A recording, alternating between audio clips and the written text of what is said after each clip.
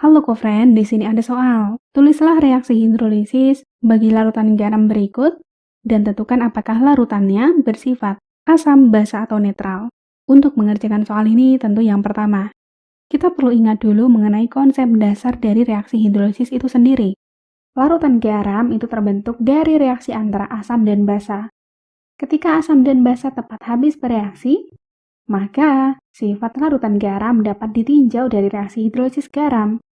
Jadi, larutan garam tidak selalu bersifat netral, melainkan bisa bersifat asam maupun basa. Hidrolisis ini terjadi ketika kation atau anion dari asam atau basa lemah bertemu dengan air. Yang pertama, ada hidrolisis parsial.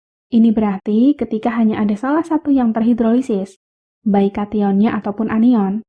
Misalnya, garam yang terbentuk dari asam lemah dan basa kuat, maka akan menghasilkan garam basa. Sedangkan garam dari asam kuat dan basa lemah, garamnya asam. Yang kedua, hidrolisis total. Ini terjadi ketika kation dan anionnya terhidrolisis.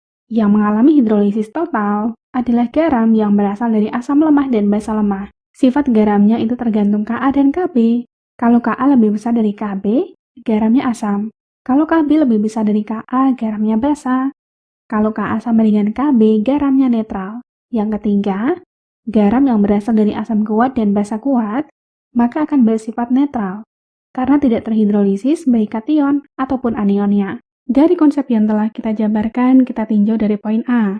Na2S. Terdapat ion Na+ dan S2-. Kita tinjau reaksi hidrolisisnya. Yang pertama Na+.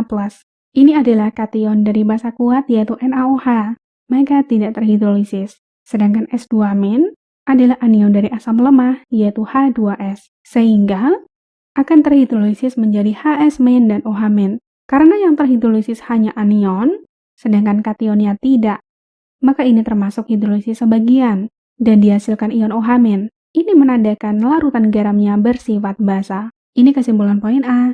Kemudian yang B, NH4 2 kali SO4. Reaksi hidrolisisnya yang pertama, NH4+. Ini adalah kation dari basa lemah, yaitu NH3, maka bisa terhidrolisis menjadi NH3 dan H3O+. Sedangkan SO4-2- adalah anion dari asam kuat, yaitu H2SO4, maka tidak terhidrolisis. Di sini pun yang terhidrolisis hanya sebagian dan dihasilkan ion H3O+. Kalau dihasilkan H+ atau H3O+, ini menandakan larutan garamnya bersifat asam. Ini kesimpulan poin B. Kemudian yang C, K2SO4. Reaksi hidrolisisnya yang pertama, K+, ini adalah kation dari basa kuat, yaitu KOH, berarti tidak terhidrolisis. Begitupun dengan SO4-2-. Ini pun tidak terhidrolisis, sehingga tidak terjadi reaksi hidrolisis di sini, karena tidak ada ketertarikan dengan H+ ataupun OH- pada H2O, sehingga menjadikan larutan garamnya bersifat netral.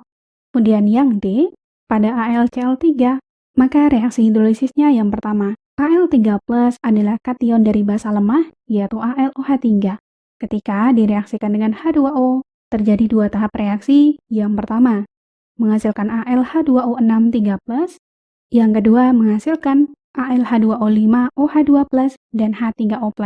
Sedangkan Cl- adalah anion dari asam kuat yaitu HCl, maka tidak terhidrolisis. Di sini yang terhidrolisis hanya kation, maka termasuk hidrolisis sebagian.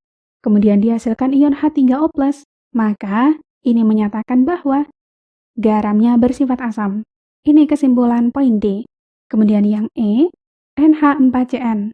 Maka reaksi hidrolisisnya yang pertama, NH4+ sama dengan poin sebelumnya, terhidrolisis menjadi NH3 dan H3O+.